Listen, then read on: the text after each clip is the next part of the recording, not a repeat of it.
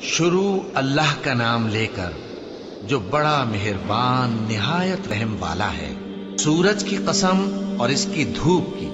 اور چاند کی جب وہ اس کے پیچھے چلے، اور دن کی جب وہ اسے روشن کر دے، اور رات کی جب وہ اسے چھپا لے،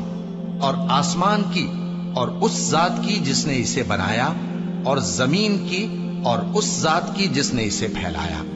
اور نفس انسانی کی اور اس کی جس نے اسے درست کر کے بنایا۔ پھر اس کو بدکاری سے بچنے اور پرہیزگار بننے کی سمجھ دی کہ جس نے اپنے نفس کو پاک رکھا وہ مراد کو پہنچا، اور جس نے اسے خاک میں ملایا وہ نامراد رہا۔ قوم سمود نے اپنی سرکشی کے سبب پیغمبر کو جھٹلایا۔ جب ان میں سے ایک نہایت بدبخت اٹھا تو اللہ کے پیغمبر صالح نے ان سے کہا کہ اللہ کی اونٹنی اور اس کے پانی پینے کی باری سے خبردار رہو، مگر انہوں نے پیغمبر کو جھٹلایا۔ پھر اونٹنی کو مار ڈالا تو ان کے رب نے ان کے گناہ کے سبب ان کو نیست و نابود کر دیا، پھر سب کو برابر کر دیا، اور اللہ کو ان کے بدلہ لینے کا کچھ بھی ڈر نہیں۔